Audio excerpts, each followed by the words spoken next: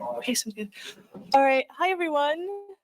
My name's Kathleen. I will be moderating this session. Welcome to this morning's panel on action-driven advocacy and the Declaration for Future Generations. So a little bit of intro about the Declaration for Future Generations. So the Declaration for Future Generations is a landmark commitment by UN member states to prioritize the rights, needs, and well-being of future generations in today's decision-making. It builds on the UN Secretary General's Our Common Agenda and reflects growing global concern over long-term challenges like climate change, inequality, and digital governance. It calls for intergenerational dialogue and policies that prioritize long-term well-being and planetary health. This session will explore advocacy strategies to promote the Declaration's principles. And we have a lovely panel of speakers today, so I'm going to do quick introductions of all of them, and then I will turn it over to them. So we've got Oscar Lopez, who serves as a youth observer to the United Nations for the United Nations Association of the United States of America. He advocates for inclusive diplomacy and represents American youth voices at the UN. And then we've got Jadayah Spencer, and she is the executive director of the International Youth Leadership Institute, which is dedicated to empowering youth through global education and community activism. Next, we've got Aisha Walters, who is a counselor at the Permanent Mission of Jamaica to the UN with expertise in development, youth affairs, and sustainable policy. And last but not least, we've got Ishan Shah, who is a youth activist and co-convener of the UN Pact for the Future process, focusing on equity, youth engagement, and long-term multilateral planning. And I know they've got a lot of insights to share, so I will turn it over to Oscar first.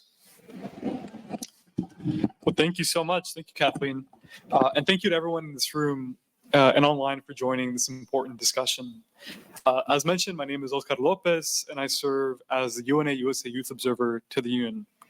In this role, I have the honor of representing young Americans in UN spaces and working to elevate youth voices, international policy conversations that shape our collective future.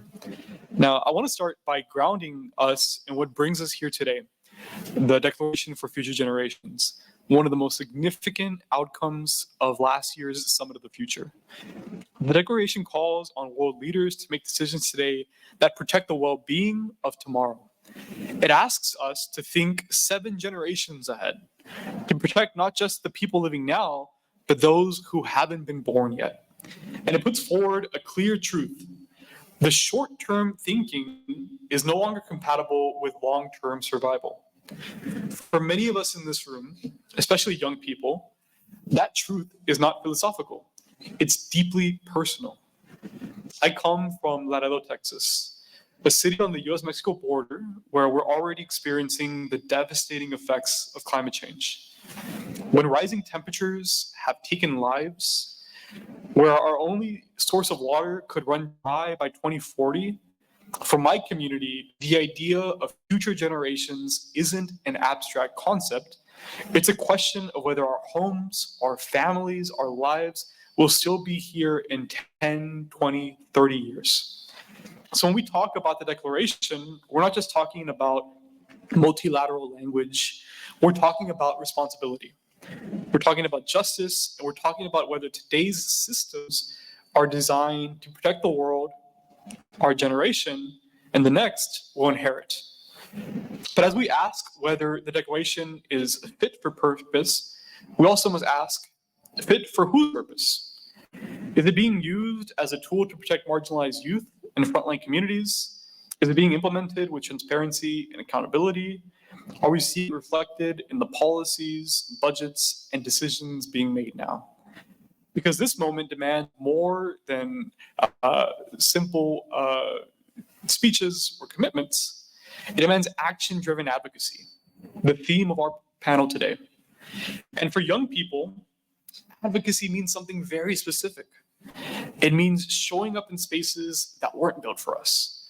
It means translating passion into proposals and proposals into concrete action.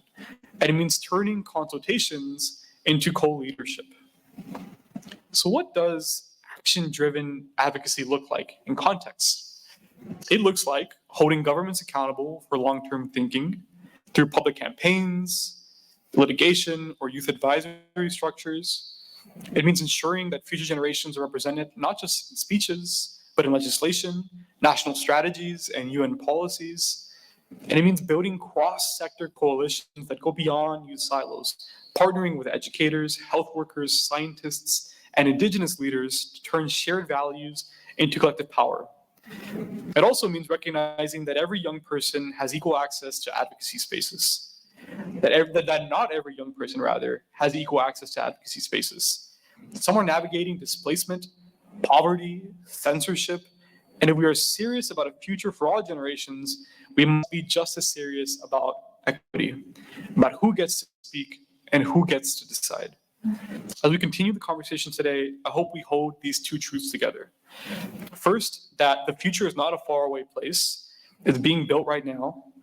And second, that advocacy is not waiting for permission. It's building the world we deserve, even when the systems weren't designed to let us in. I'm grateful to be in a space where we can challenge these systems and reimagine what's possible together. Thank you, and I look forward to this discussion.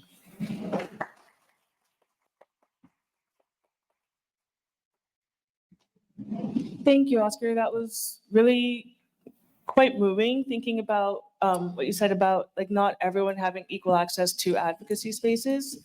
I'll give Jadayah a couple minutes to offer some remarks. Can y'all hear me? Oh, that works too. Thank you, y'all. I come from Brooklyn where being loud is like part of the package. So I was fully prepared to just project toward the back, but this is much better. Good morning, y'all. Okay. That's another thing too. Like it wasn't rhetorical. Pray sincerely that you're doing well. As mentioned, I'm Jadayah, representing the International Youth Leadership Institute in a few different capacities. But one of the things that I'm really interested in sharing with you all, like also interested to hear from you all too, is as we're thinking about the Declaration for Future Generations, that it's really, really nice, and but it's only going to matter as much as we put it into action. And it matters as much as though not just those in power put into action, but as much as we as youth are inclined to stand up to and claim the power that we have, because it's like power is not going to necessarily be given.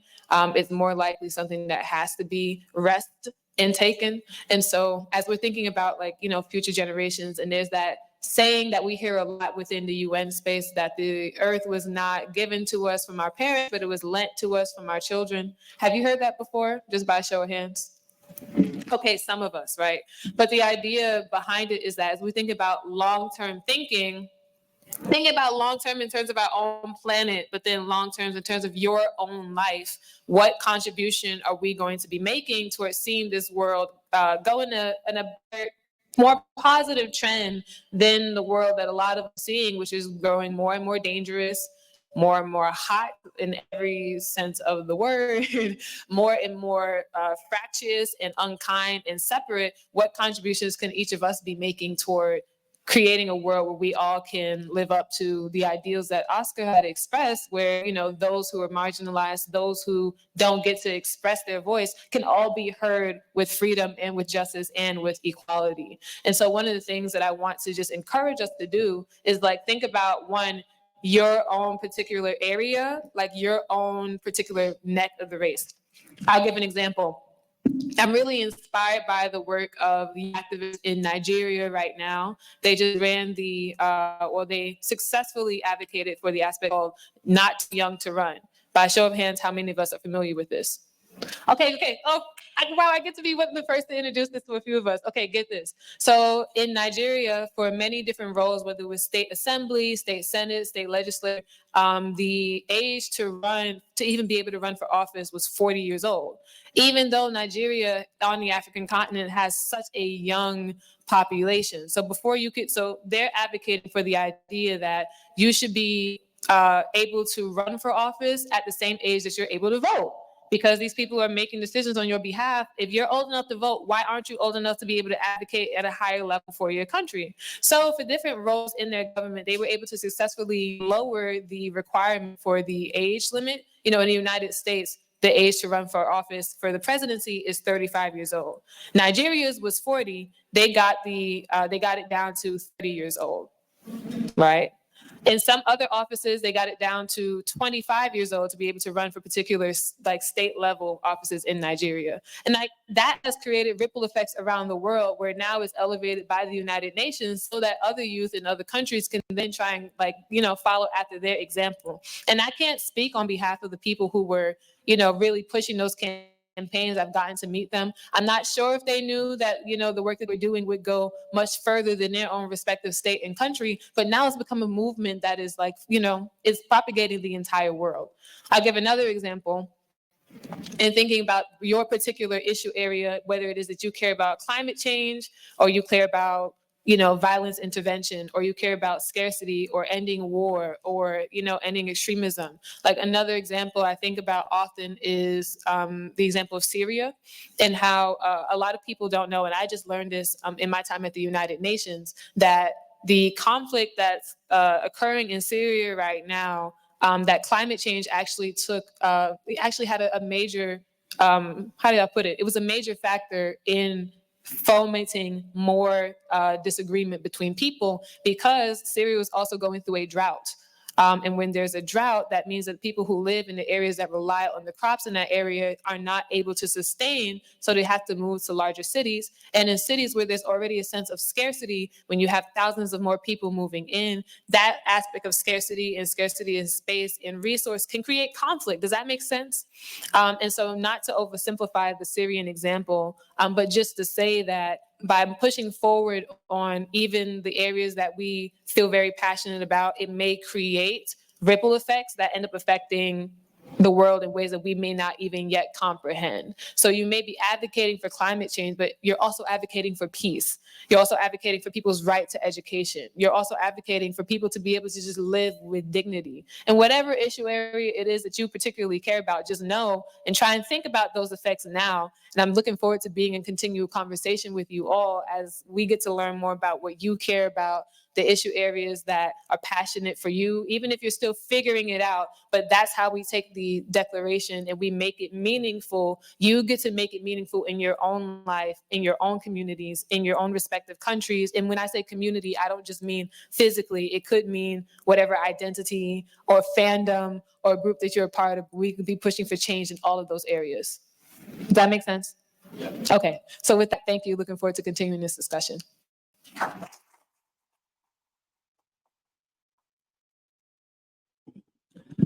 Thank you, Jadayah. I feel like you gave us a lot of nuggets to chew on. I'm kind of thinking about the same thing. I'm like, what impact do I want to leave? So thank you for inspiring us all. And I'll give Aika some time to make some remarks.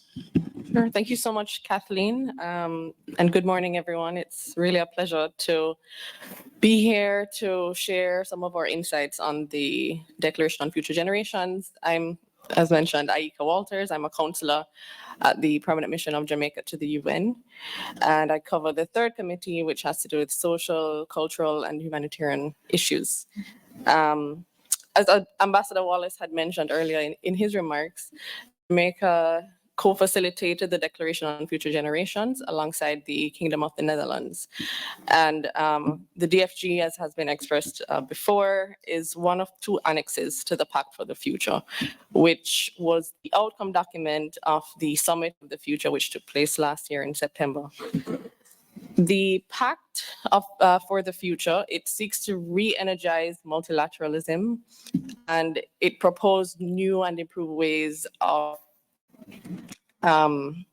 achieving the Sustainable Development Goals and addressing the persistent global challenges with which we're faced with today. From the Pact, the two annexes had the Global Digital Compact, which looked at issues concerning new and emerging technologies and closing the digital divide between and among countries, and the DFG. So the DFG was adopted by consensus. and it was a milestone achievement for the UN. It calls for a global mind shift in the way that decisions are made by governments in not only considering the challenges of today, but incorporating in legislation, in policy making and decision making,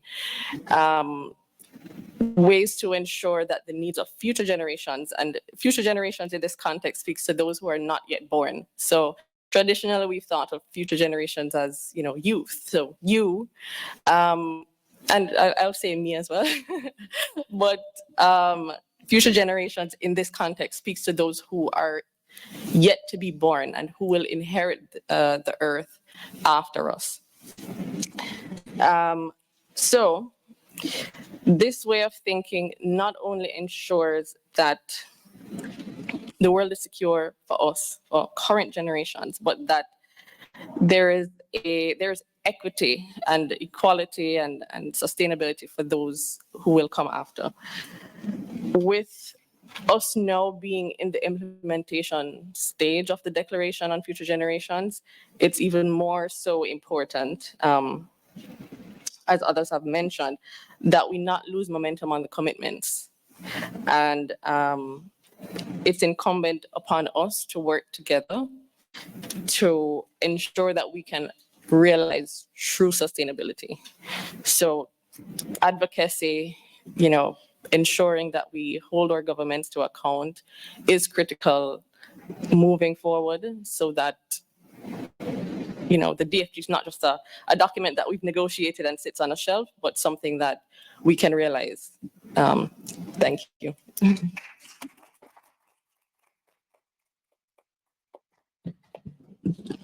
Thank you, Aika. I think what you said about kind of the intergenerational nature of our challenges is really key.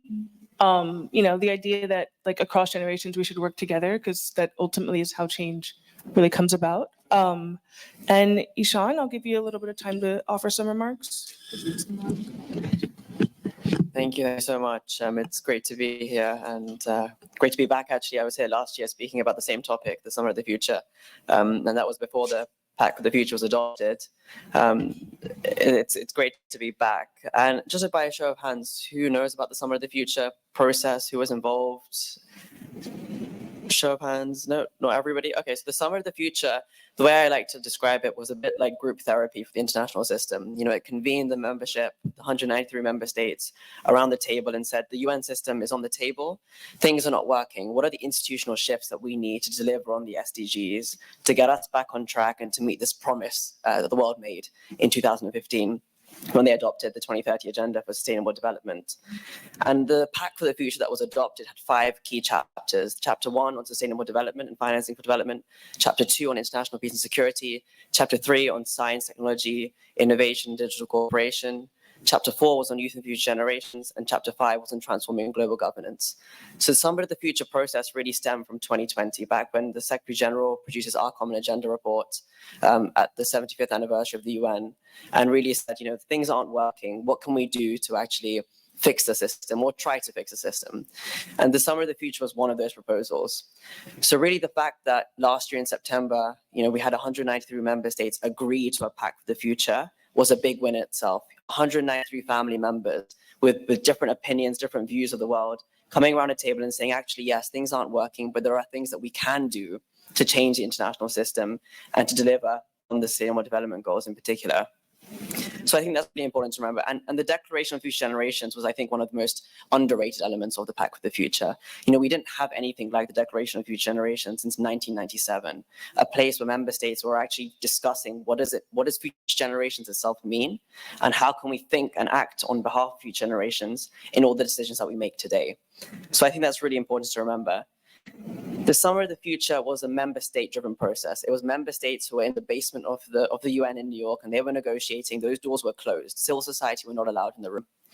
But actually, when it came to the Declaration on Future Generations, the co-facilitators, Jamaica and the Kingdom of the Netherlands, made it very clear that this was an area in which civil society, young people, academia, the UN system needed to contribute to, because these discussions hadn't been had since 1997, really.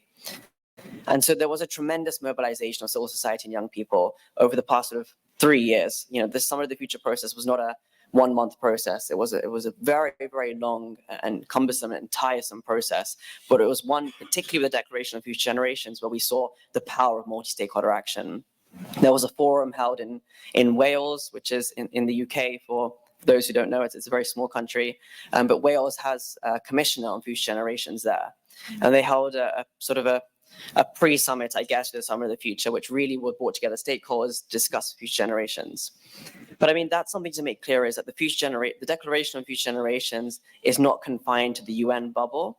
It's not a declaration for the member states. It's our declaration, right? This is a declaration that we need to and we must use in our advocacy at the local levels, at the national levels, at the regional levels. If you look at the language of the declaration, it talks to having a special envoy on future generations. That process is already ongoing. There's a group of friends on future generations that are being convened, a group of friends of member states who are really committed to championing this issue and push it forward.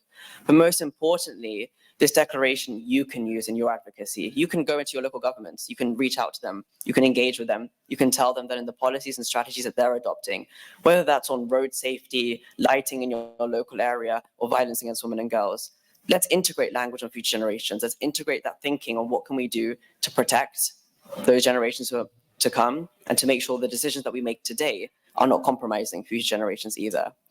So that's all to say, is that this Summer of the Future process was not the beginning, nor it is at the end. There's going to be a high-level review of this Pact for the Future in 2028, a high-level review of the Declaration of Future Generations, and our success at that review process will depend on the actions that we take today. Let's not wait. Let's start going. And I think that's what the Declaration of Future Generations is all about. It's your declaration. Use it. Champion it. It's here for you. It's here to serve you. Thank you.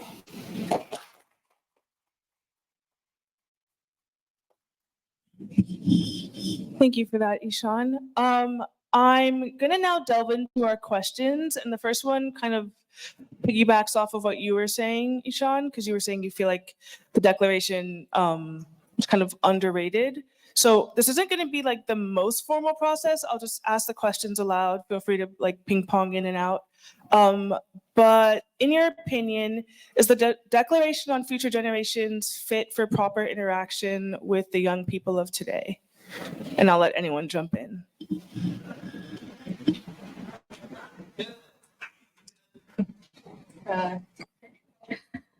I'll start with a few thoughts on that. And I would say that certainly that was the intention. And if I'm not sure if, those who are here in person or online have actually read through the document, but it's very concise. And that's something that was integral when conceptualizing what we want this document to look like, because we want it to be implementable. We want it to be easy to read, to understand.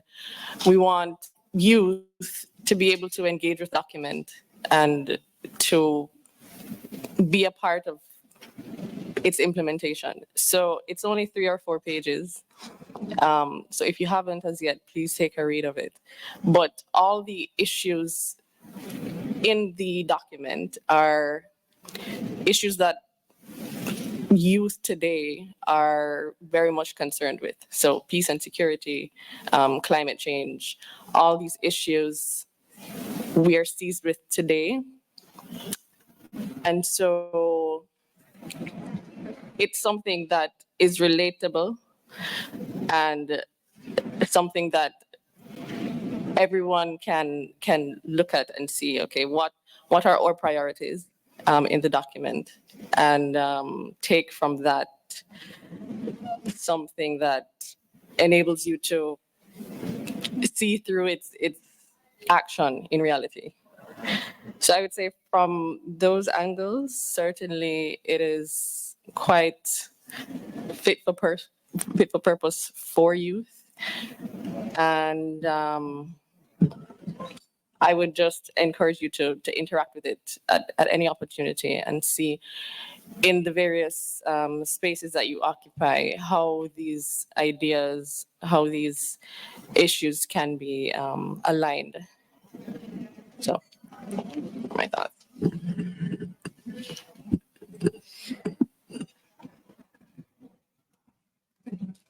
And just jump in and say that, I mean, if you read the declaration, I mean, I've been following intergovernmental processes for about 5 years now. And so I think that when you follow the language of the UN, you get used to it. But I think for some people, it's very jargon heavy. UN language is a different language, I think.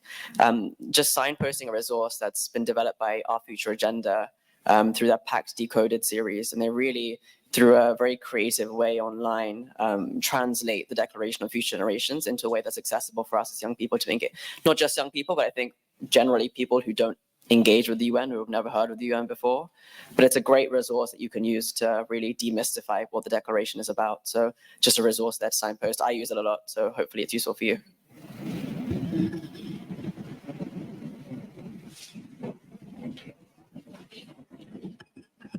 Okay, and then just piggybacking off of that question, do you think there are mechanisms that exist that can kind of ensure that these commitments are upheld for young people? Or is that maybe something that, like, I don't know, younger people, like, is there a way that younger people can kind of take the implementation into our own hands?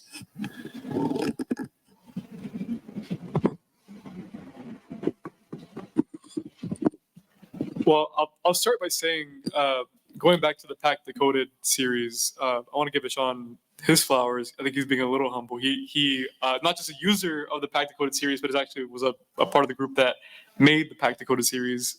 So thank you, Ishan, for making these documents more accessible.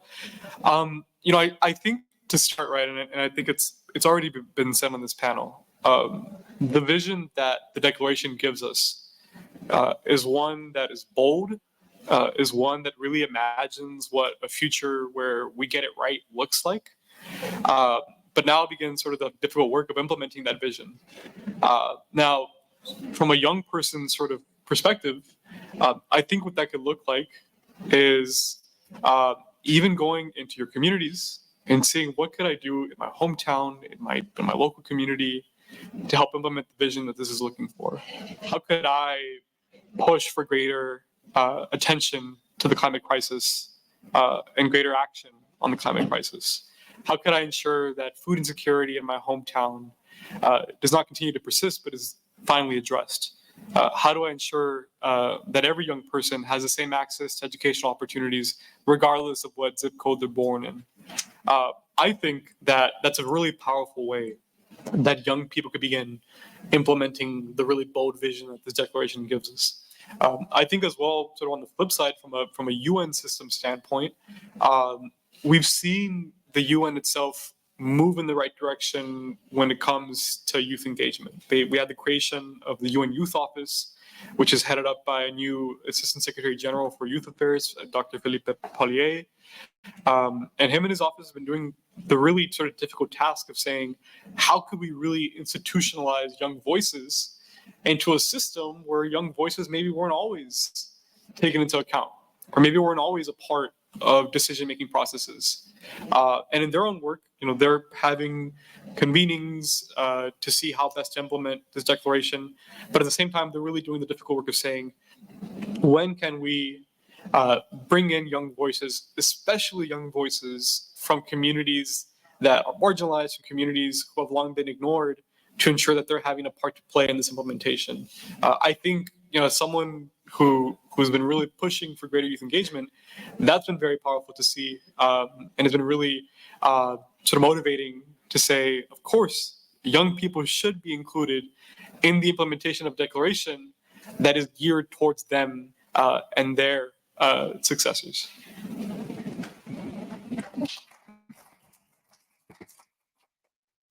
Thank you. Thank you. One, I concur. And secondly, I would just offer, like, one of the things that we can work on in terms of striving to bring this document to life. There's this section of it, point 8, that says that we should recognize children and youth as agents of change, and the need for intergenerational dialogue and engagement, including with and among children, youth, and older persons, to be taken into consideration in our policy and decision-making processes in order to safeguard the needs and interests of future generations. And anyway, like, what came up for me as well is, like, continuing to seek mentorship, but also seeking mentorship maybe in ways that may not, like, seeking for institutional mentorship. In other words, whatever thing we may be interested in. Sometimes like you'd be surprised how often like literally just walking up to someone and saying, hey, I'm here to help. What can I do? Hey, I'd like to learn from you. Like the house, you'd be surprised how often that works. And it seems to work because people don't seem to know that it works. Like it's kind of like unexpected. And most times it's like, oh, where do I submit an application? It's like, listen, I'm here. I just walked up to you. I'm here to assist right now. Short story, and I'll just leave this here. I've been engaging now at the United Nations for 11 years. And so I know I don't look it right, but anyway, but for 11 years. And so that came from through the Department of Global Communications. Back then it was called the Department of Public Information, but like they have a youth representative program where non-governmental organizations get to represent their issues at the UN. So you get like the UN badge, the grounds pass, but you aren't a UN official. You aren't representing a country. You're representing your particular organization, right? Anyway, I wanted to get more involved, and the founder of the Youth Assembly was like, oh, Jadayah, you should meet Howard Diallo. She's the youth point person for the Department of Public Information at the time. Anyway, I go to meet her, and she's like, hey, well, I'm carrying these boxes. You want to help with that real quick? Like, oh, she's just Zooming. I was like, sure, okay. I start picking up the boxes. I'm following after her. She's like, okay, yeah, so tell me about yourself. I'm like, yeah, I'm Jadayah. Nice to meet you. So anyway, the conversation goes from across the street. We go from one UN building to another. She starts telling me about it. I'm like, hey, is there anything else you need? She's like, yeah, actually, we need help with. Anyway, she put me to work that whole day. But what that ended up becoming is when we were finally able to be calm for a second, she was able to tell me more about the programs that she works with. She was able to introduce me to other young people. She said, oh, you should meet this other young person. There's a youth, a youth board at the time that you can get involved with. Cut to me becoming the secretary of that team. Cut to me being asked to become the first co-chair of the Youth Representative Steering Committee. I mean, there's another session happening right now with another speaker. His name's Ali. We're part of the same team. But the point is that several countries, continents, conversations, initiatives, documents, heads of state, all this later, that ended up becoming something really wonderful that I can then parlay into being able to bring that experience into other spaces as an advisor to occasionally countries, the UN itself, organizations, businesses, etc. But it starts with being willing to help and being willing to step to someone and say, hey, I want to learn from you. Because in a lot of spaces, proper mentorship opportunities aren't yet concretized. And so then it becomes not just, oh, you wanting to be of assistance to other people, but then how might you make your presence in a space be something that opens the door for other young people to also then benefit from those opportunities? Because it can't just be about you, right? We're here for world building, and that's not just an individual act. But I wanted to name that as a way because the document seems to be framed on the part of institutions thinking intergenerationally. But we as people can think intergenerationally too, in terms of making sure we're reaching out to people who have more experience, or maybe leveraging the experience that you do have to offer to someone who does not have it. But the point is that we got to depend on each other, and doing that means being willing to be of service. And so I just want to, there's also another conversation to be had about unpaid youth labor. That's probably for a whole nother panel. So I say that with that caveat because the experience ought to come with compensation, and being willing to offer what you cannot give in terms of money. Sometimes you can give in terms of time, and that becomes a door to other things too. So I wanted to name that. Yeah.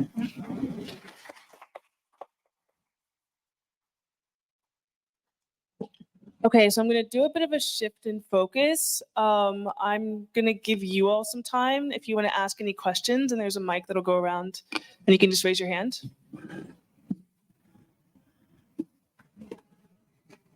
Okay. Well, actually, I have one. That's what I kind of recommended. Sorry, I recommended for myself. So in this panel, we have seen basically the Declaration for Future Generation, a little summary of it, and we have seen the effects that it is currently having. There is a common misconception about the United Nations that it doesn't work for anything. I feel like that is a very common emotion that is shared in a lot of parts of a lot of the world. A lot of people just feel that. Do you think that the Declaration of Future Generations is going to be something that will facilitate the incorporation of youth and the incorporation of just the general consensus of civil society into the United Nations system and push them into a more leadership position, not leadership specifically, but into a more active position within their own communities.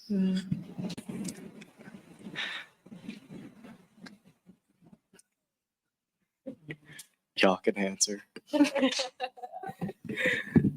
Well, I'll just say that the important thing about the DFG is that it was adopted by consensus.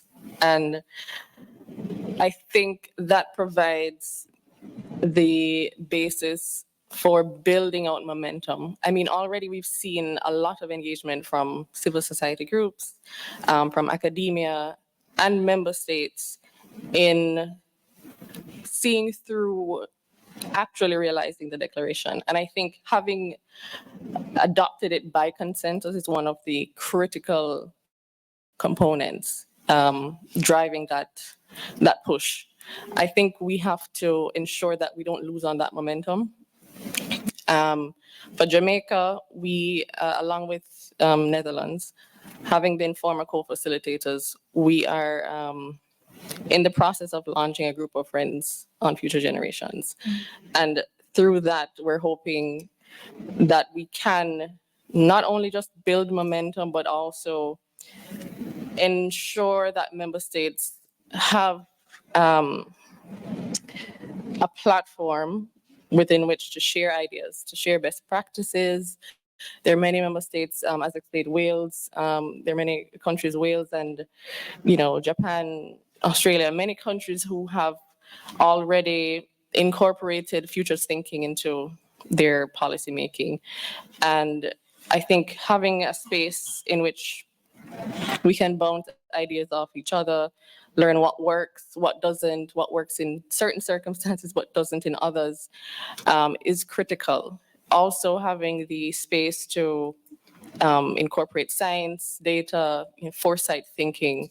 All of this is important for member states to see the implementation in their own contexts. But of course, it's not just member states who are a part of this process. Civil society groups, youth, academia, we're all a part of society. And so we have to ensure that we are all on the same page, which we are, I believe, but pushing in our own spaces to see it realized.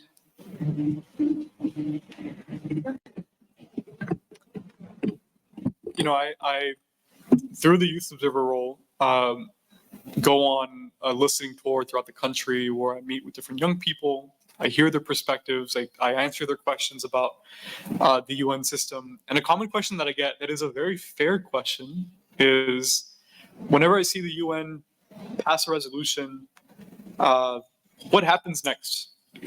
Is that enforced? Is that implemented? We see that they're saying they agree to something, but what's the next sort of action? It's a very fair question. And I think that the strength that the declaration has, and this is something that maybe I think Sean was sort of getting at a little bit earlier, one is that it gives us a plan, a roadmap for creating a better future. And it is my hope, right, that the UN will continue the work that it's doing right now of better including young people in decision-making spaces and better taking into account young voices. But, in the future, if that were to change, or if certain member states were to start moving in the wrong direction, I think the strength of the document is that it gives young people something to hold these member states and these systems to account for. To say that when you adopted this by consensus, you were given, your voice, your word, but these were ideals you agreed to. These were processes that you believed were worth implementing. And if in the case that does not happen, young people are able to turn back and say, let's hold you at your word. Let's make sure we're holding you accountable to what you said you believed in. I think that's the power of having these nation states go on the record to say, we agreed to this. And it's very rare, I think as some of my peers on the panel had said earlier, for things to be voted on so widely, to be agreed upon so widely. Now, I think it gives young people everywhere the chance to say, you've gone on the record saying you care about youth voices. Let's see that in action.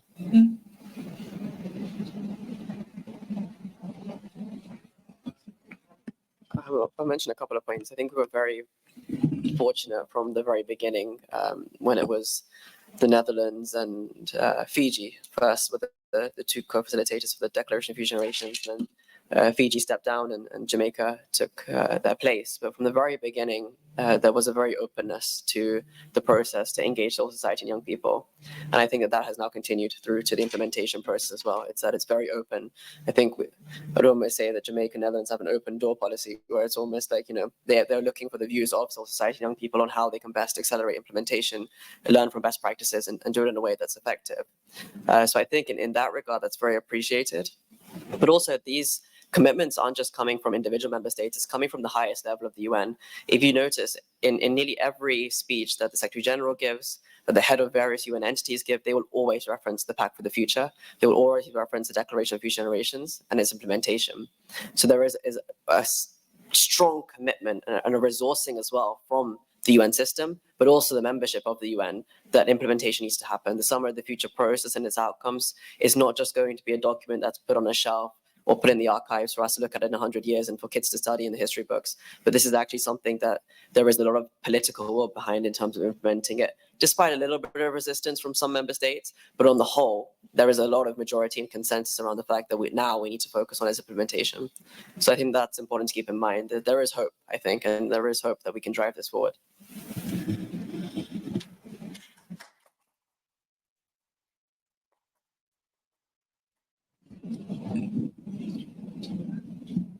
Oh, there's a question here.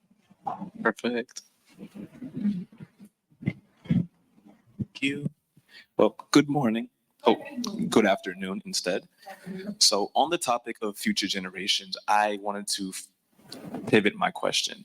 As a current college senior, my time is running out, unfortunately, but I do wanted to leave at least a bit of remnants for any future generations. I'm a part of the marketing chair for the UNICEF at Baruch College.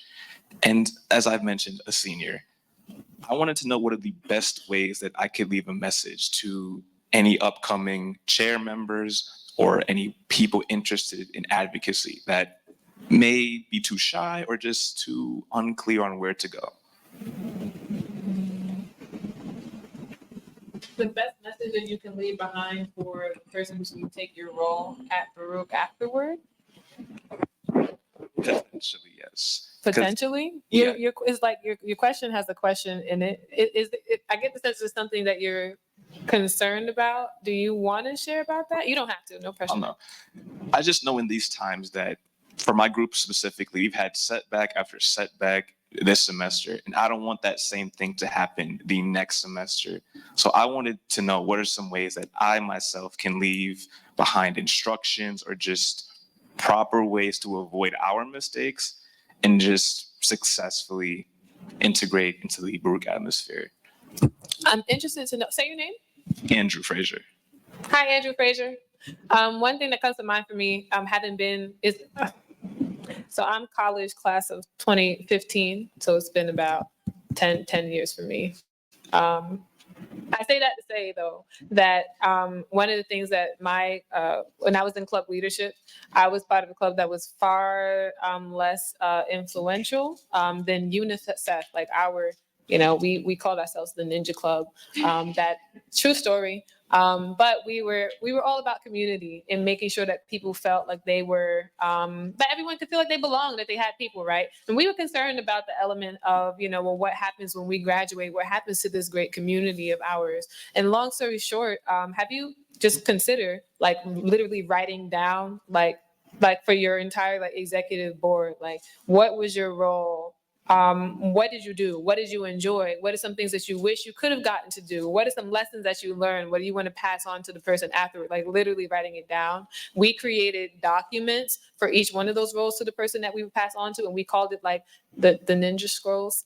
But the point is that the person who came after us had something that they could look to and say, has anyone encountered this issue before? And so then each progressive person continued to write down on the scroll. Some people did not complete their duties on said scroll, but the point is that actually having it recorded, whether you write it down on a Google document or you record video, but something that you can say, here are some things that we encountered. Hopefully you can avoid some of the same problems, or here's some things that I would really love to see us do. Here's some considerations for next semester, so that each time it's not like you're starting from scratch, you know, like if you've been in the college space sometimes and you in leadership, or actually anywhere sometimes, because we don't ask those who came before us, you end up facing the same issues that others did. And you really don't have to go through that if people take the time to record things, and if people take the time to ask those who came before them. So maybe those who came before you at UNICEF, it may still be of value for you to have those conversations, because it's not like UNICEF engagement ends the moment that you graduate. It's not like your work ends the moment that you graduate too. But I hope that helps. Definitely. I didn't give you much to work with, but you made quite an impact off of it. Alhamdulillah. Anyone else have thoughts on that? No? Okay, well, there's other questions too, all the way. Perfect. Oh, and there's one here. I'll leave that to you. Yeah. Thank you.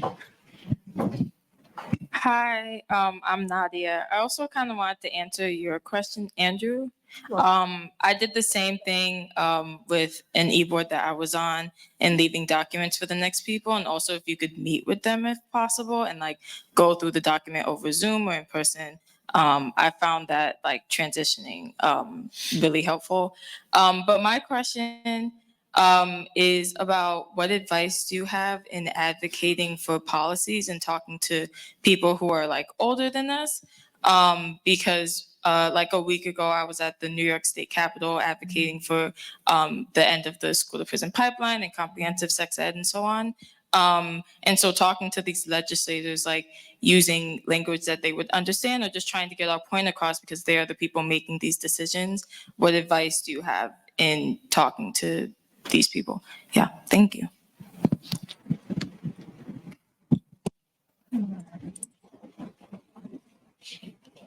Okay, speak the language of the people, basically. Like, it's easy to walk up to someone and be like, here's all the things that I care about, and here's, you know, all those, and here's why you're making my life difficult, but it's important to speak in terms of what other people care about as well. So sometimes if I have a disagreement with one of my representatives, or maybe he's not quite my representative, but they may be in charge of the, here in New York City, we have council members. The council members are the heads of different committees that affect life in our cities. There's a committee for safety, public safety. There's a committee for libraries, et cetera. But sometimes a committee head who cares about the issue that I care about I'm not their constituent. So it's kind of like, well, your vote's not going to count for me. Why should I care about you, right? So then now I get to learn about tapping people in their district to advocate for the things that I care about. Like, they have to understand why it affects them. Like, what's in it for me? Like, it's not that every politician is necessarily opportunistic and unkind, but it is, you know, have you ever had someone try to talk to you and you find out quite early on you don't actually care about what they're talking about? And maybe they care very passionately about it, but it's just not, it's not hitting for you. But you have to speak from what matters to them first. Does anyone else have thoughts on that? Question mark. Your face has I mean, I think you hit everything right. It's powerful to, like you said, try to find a way to connect it to the things that they care about or they focus on. I think apart from that, you know, sometimes this could also be effective, right? People come into advocacy spaces, specifically with elected officials, with like stats, like 30% of this, 25% of this. But oftentimes for like someone, it could be really hard to visualize like what a number actually looks like. And I've found that in my own advocacy, giving people stories, right? Like, this is how this has affected me personally. This is what like it really looked like. Can oftentimes really help the person you're talking to visualize what they're saying. And I think, you know, as well, you know, I try to speak when I'm advocating from the perspective of talking about issues that I've encountered. But when I encounter, you know, a topic or an issue that isn't a part of my lived experience, I try not to talk on that because, one, my voice is not going to be effective, and two, you know, I'm taking away the opportunity for someone else whose lived experience is that to speak for themselves. So whenever possible, you know, find someone who maybe has a connection to a topic that maybe you don't have, because their story could really resonate with this person. But I think you're doing good work, and you're doing good work in a very difficult time. So keep at it.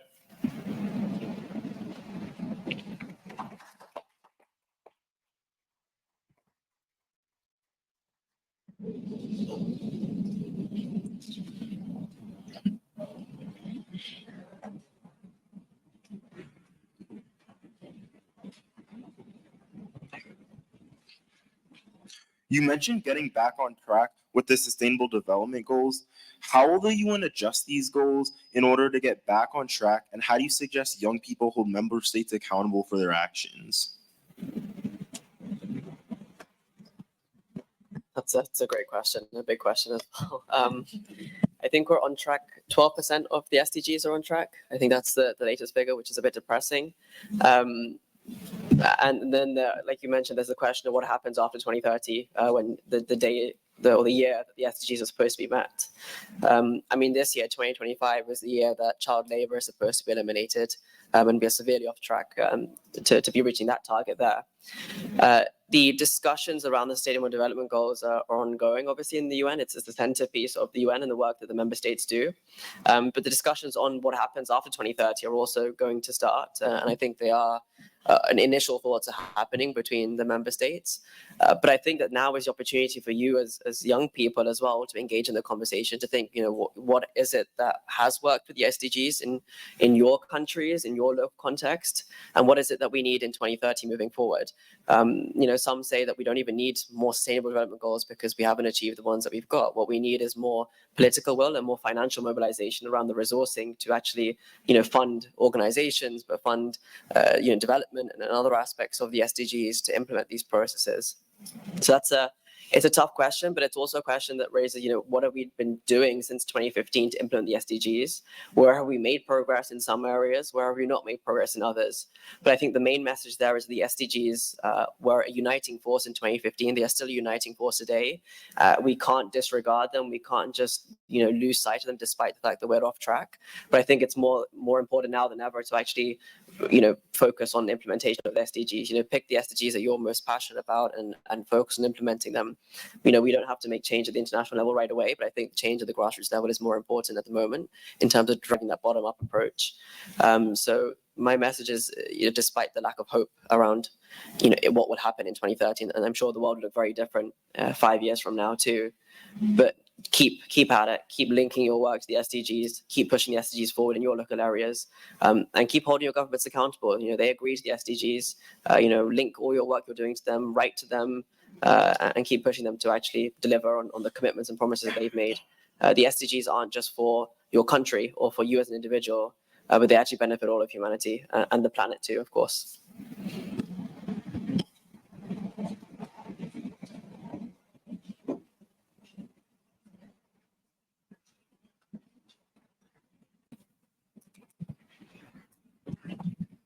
Thank you.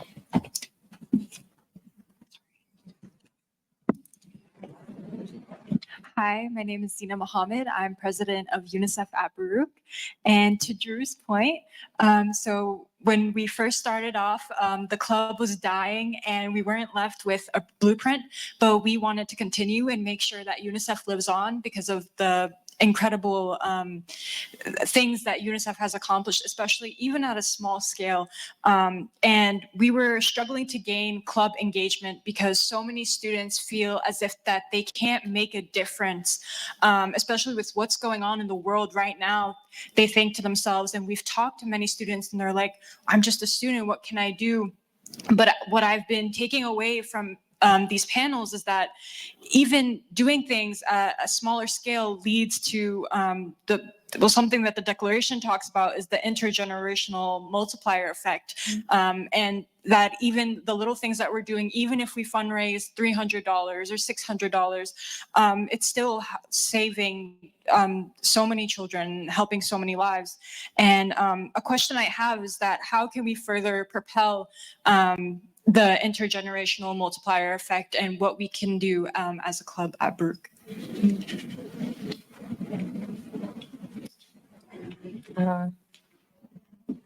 Well, just to say that, yes, as you rightly mentioned, the DFG speaks to the intergenerational multiplier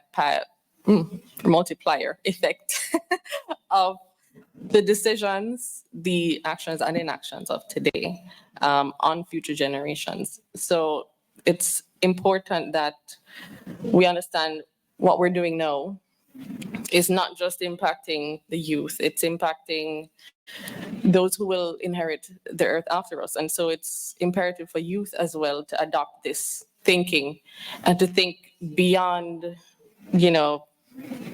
yourselves and in way further into the future.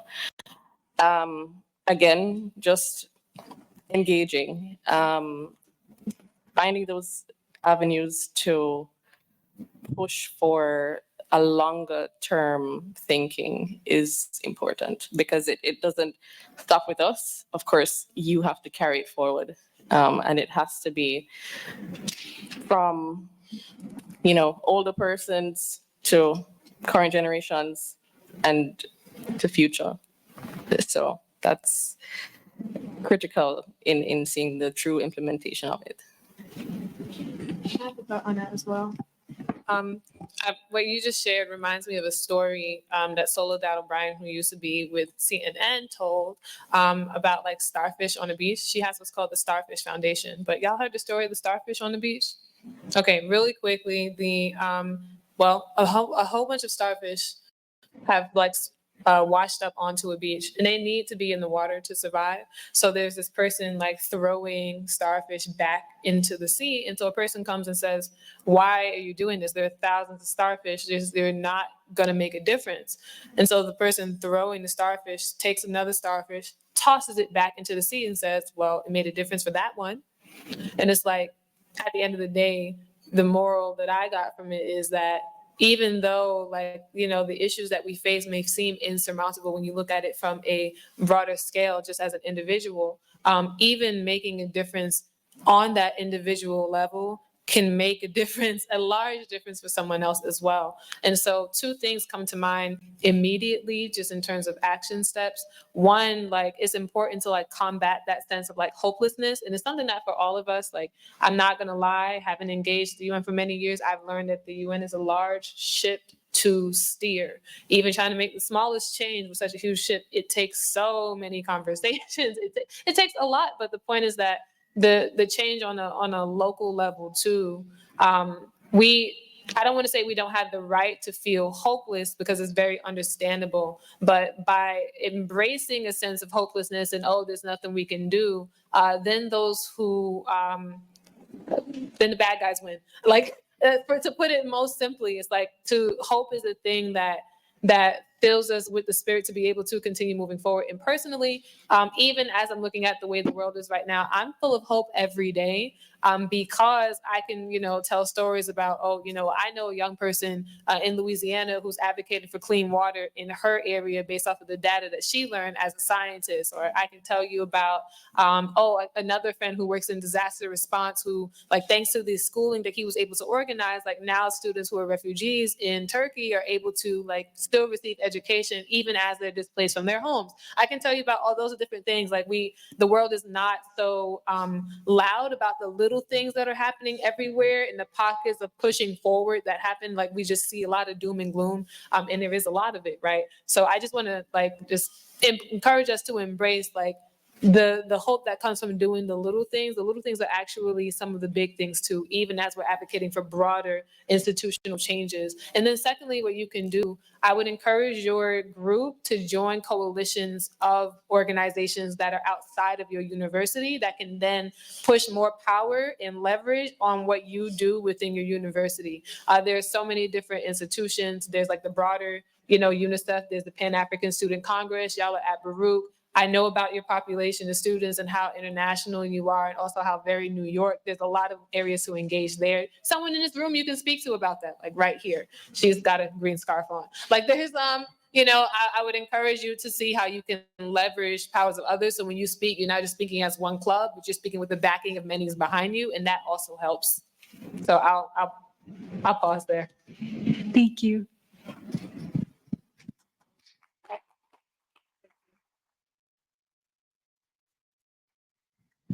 I just want to pick up on what my friends were saying. I think I also go to Baruch, and I think part of the Baruch is doing problem. fine.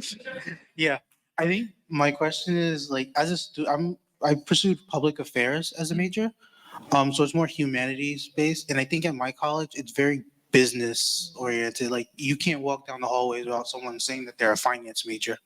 So I think my question is like, how do you, as a person who cares more about like human rights and advocacy, how do you push a narrative that there's more to helping the world than just like getting a job in a business degree and a job in finance? Because I think part of the problem at my college is you care, they don't really care unless it's like about the economy and things like that. And I'm not knocking, like that's an important topic, but it's like, come on, like reproductive rights are on the, are being threatened and things like that. So how do you as a student at a business focused school, how do you push the narrative that there's more to life than just finance? How do you let them know there's more to life than finance, bro? Well,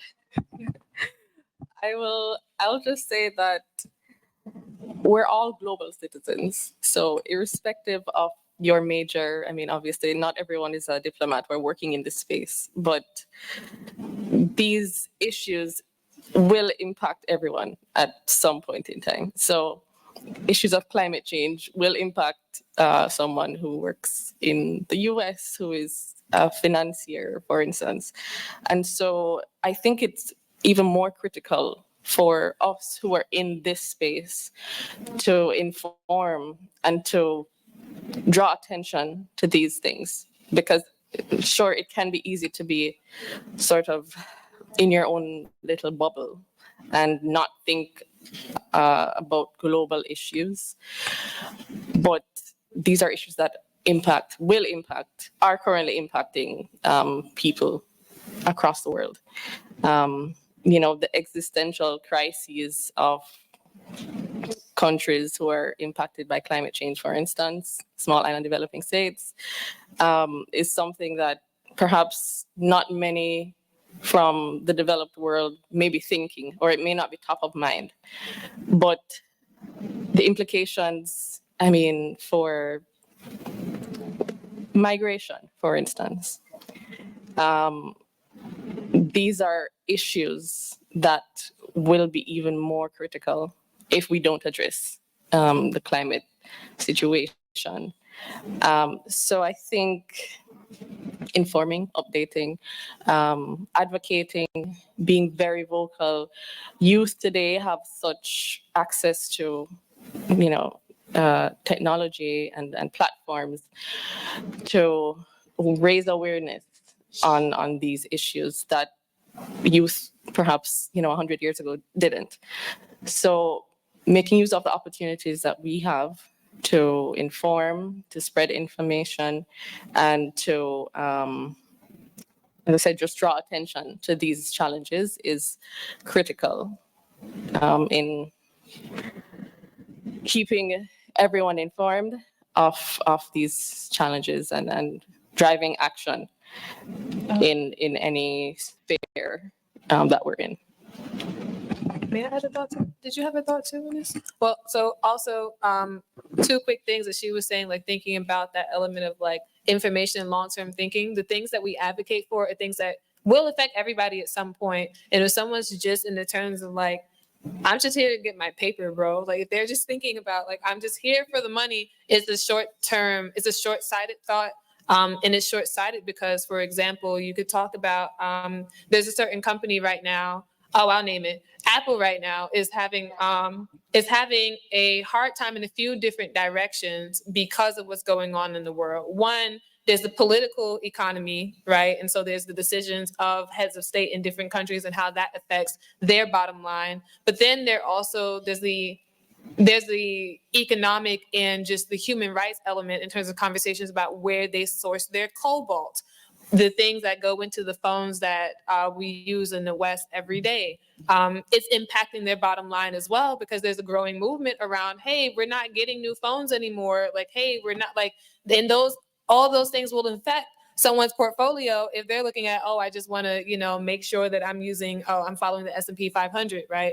So it's like a perennial question that's existed almost since the dawn of time. Like, how do I get someone to care about something that doesn't feel like it it matters to them immediately. It's gonna matter, you know, like us who live in New York City, even in the finance sense, even in the finance sector, we've been experiencing like torrential, even some have said like apocalyptic weather over the span of the years, every time the summer comes because of climate change, right? And it's like, well, it's gonna matter to you when you can't get to work because the subways are literally flooded up to your chest again. Like these things matter now. So there's a way to like the concept of social entrepreneurship. I don't know if your university has like a social entrepreneurship track or club or event space or focus or campaign. Like there are many ways to attack that issue, but social entrepreneurship is a concept that you can make money, you can do well, and also while doing good for the world. And there are many models that exist for that. And so it may look at starting with the portfolio like, hey, look at these stocks, right? Like, have you noticed that, you know, based off of what's here in the news, that like their stock is probably going to continue trending down? This is not investment information or advice. That is not even a projection, but it's merely an example of the kinds of conversations that may come from being able to go back to speaking the language of people. And also like it's a hard, you know, thing to do to try and help people. Some people will only unfortunately come to care about an issue once it immediately impacts them. And I really wish that that were not the case. And we hope that in the spirit of empathy that people will come to figure things out before it immediately impacts them. But also just as we go into leadership in our respective spaces, wherever you go on and continue into the future, that you make sure you carry out that spirit to think about the people who aren't in the room. Think about how do you make a space more accessible. Even if you're an able-bodied person, how do you make a space more just? Even if you feel like you're good, like those elements matter a great deal because, yeah, there's a lot of us out here are kind of just looking out for ourselves, and we won't figure it out until we have to look out for each other more. And we're at that point. Yeah.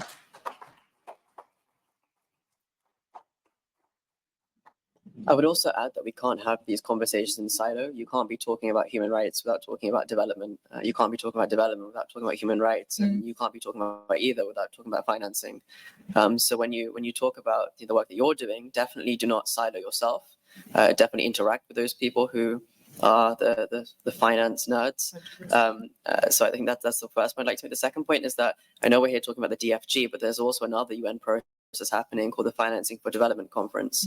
And that's a great way to engage the finance nerds in conversations that are happening at a UN level, because the Financing for Development process is literally talking about reform of our international financial architecture to make it more just in terms of trade, in terms of debt, tax, in terms of the role of multilateral development banks, the role of the IMF, the World Bank. How do you make sure the developing countries and the global majority are getting the reparations that they deserve? And the global north, who are perpetuating these inequalities through, climate change, but also other means, are sort of paying up and sort of financing the development that we need to see so that everyone's on equal footing when it comes to decision-making processes around financing. And it is very clear that within the Financing for Development process at the UN level, it is the finance nerds who are in the room negotiating, and they're not the ones who are the experts in gender and human rights, and sort of in those sort of areas, social justice areas. But it's really forcing us to work together. The people who work on the financing stuff, the people who work on the human rights stuff have to work together. And that's actually what the Summer of the Future process did as well. It had the whole UN system on the table, which meant that we had to work with people who had never worked with before, people who don't think the same way as we do. And actually, despite it being a very tough process and a lot of late nights and tears and a lot of frustrations and maybe some therapy as well, but it really was a great transformative process for the UN system to come together, but also for us civil society and young people to understand that not everyone cares about the UN, not everyone trusts the UN, and that's okay, but we're all working towards a common goal because we all want each other to have a good life and a prosperous life too. So good luck working with the finance people, but definitely do it because it's worth it from personal experience.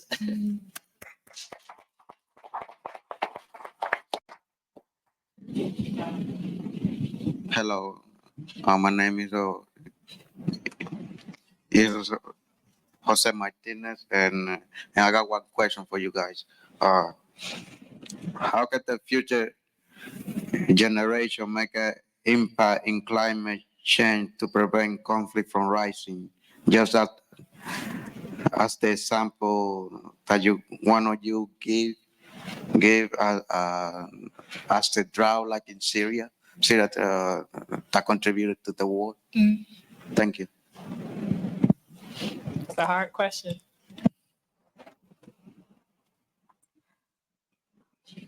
How do we combat climate change so as to prevent future conflict? So, es una pregunta más difícil. To reiterate what the question was how can youth be involved to act on climate change? Okay, he has it right here. Actually, it's typed. Let me read it. Entiendo su pregunta, pero su pregunta es tan difícil, right? It's a heavy question. Okay. So I'm passing the mic over. Anyone want to? I'm just going to reiterate it so you guys have it in mind. Mhm. How can the future generation make an impact in climate change to prevent conflict from rising, as the example that you gave from Syria? Okay, I'm gonna just take a crack at it. I'd like to know the thoughts of my fellow panelists on this. What I am finding in engaging is that climate change is something that really must be done on a broader national institutional level. For example, we can think about BP and Exxon in the campaign that they have pushed for like carbon neutrality on the part of individuals. And the fact that these are companies that are still pumping millions of tons of crude oils into our oceans on the daily. We can think about the oil spills. I'm thinking about Trinidad and Tobago and how because of a certain company's oil spills and dumping millions of tons of crude oil by accident into their waters, now where the industry is centered on like fishing, and that's like a major industry for people in that country, they cannot fish because the waters are contaminated. So then how does that impact a person's individual life? This is something that, and, you know, I'm seeing all over across the African continent. Just last week, I saw that there's a river that's unusable right now because of like, you know, pollution due to mining on the part of another country. So what's coming up for me is the need for like accountability on national and international levels. And I'm interested to know more about what that looks like too, honestly, because it's not like, you know, the everyday, it's not just the everyday actions of people that has gotten us to this point. I would argue, at least statistically, it's not even mainly the everyday actions of people that's gotten us to this point. And there's a conversation to be had about consumerism, but I'm interested to know from other folks if does anyone have other, you know, insight on that. Yeah, I mean, I think from a really broad perspective, right? And then I'll answer from the perspective of young people. The broad perspective is that we know what we have to do.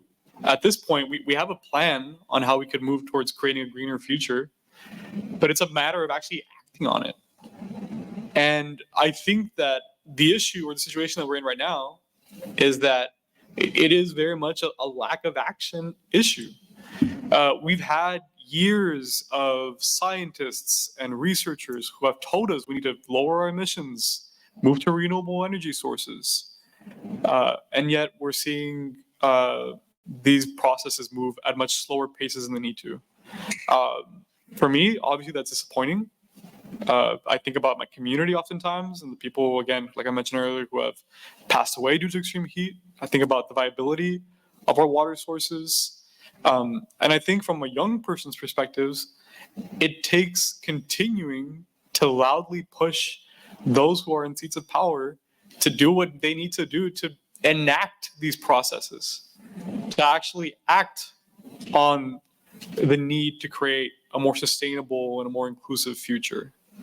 And I think as well, it takes countries recognizing that emissions and lack of action on climate, the effects of that isn't contained within one country. It's not like extreme heat or rising floods or extreme weather events. You reach a border and then they stop there.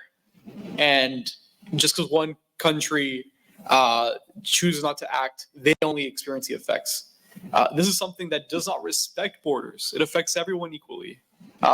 Rather, maybe not equally, but it affects oftentimes small island developing countries more. But everyone internally will feel the effect at one point or another. And so how can we show countries that there is no way to run away from the effects of the climate crisis, and that eventually this reaches everybody? I think that takes young people continuing to speak up very loudly about what these realities already are, and demanding that their governments and that their countries finally act.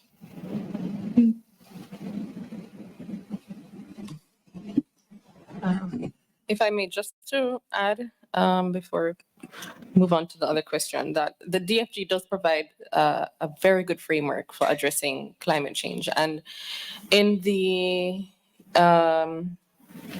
under the commitments, I will just read the paragraph that speaks to climate change. And it says that governments have agreed in the DFG to prioritize urgent action to address critical environmental challenges and implement measures to reduce disaster risk and build resilience, reverse the degradation of ecosystems, and ensure a clean, healthy, and sustainable environment, and reaffirm the importance of accelerating action to address climate change and its adverse impacts based on the principles of common but differentiated responsibilities and respective capabilities in light of the different national circumstances, noting the importance for some of the concept of climate justice. So in implementing the DFG, it is, it's automatic that we would realize climate justice. And I would say that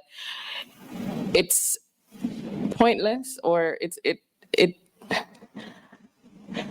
wouldn't bode well on us to wait until the impacts of climate change are felt by everyone, because by then it would have been too late to address the issues. So we have to make decisions now for the trajectory of harm that we see from climate change. Okay, just for everyone to know, this is going to be our last question of the day before we move on to our next panels and into our lunch. So we will only receive one panelist saying this with a short answer, and then we will go on to closing remarks, okay? Hello. So first of all, my apologies about us like whispering, and it was because we were particularly confused about a specific word that has been used throughout the whole summit, and that was the word framework. So I would like to know what exactly the framework is and how it's created and who creates it. And second of all, what actions has been done towards climate change by the UN so far?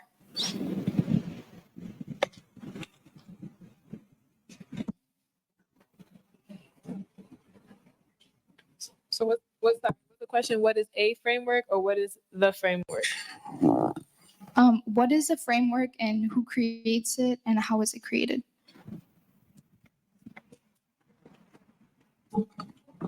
Sure. Well, in terms of framework, so the framework, the document, the DFG, it's a structure of the identifying the issues that exist, and governments.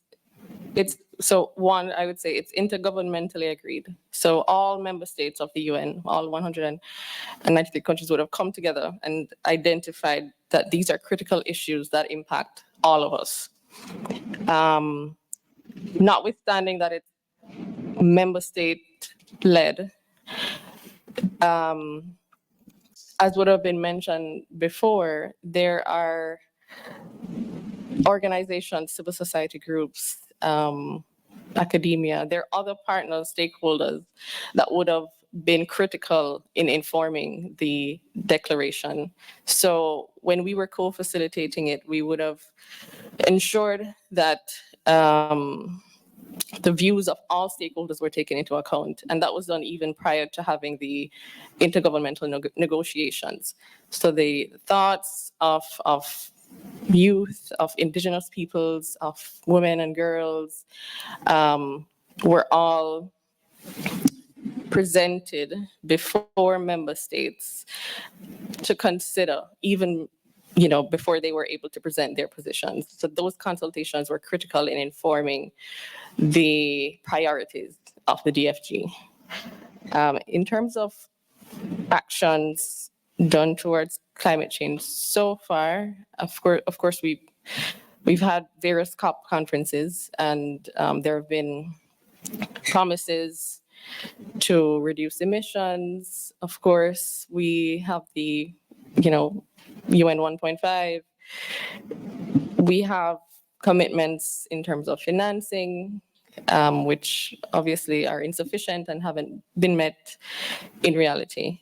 But I think it's important that we keep the pressure on, because it's not an issue that will go away. It's not something that we can ignore. It's something that has real implications on our future. So I'll stop right there. Thanks.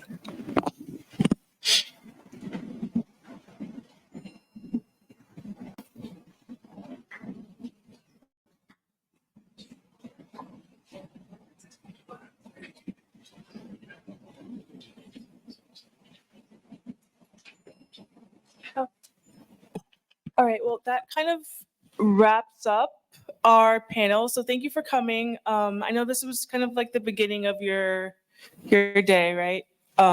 So thank you for starting your day with us and for learning from all of our panelists. I know I was a moderator, but I learned a lot from everyone as well. And yeah, I think that's about it. Yeah.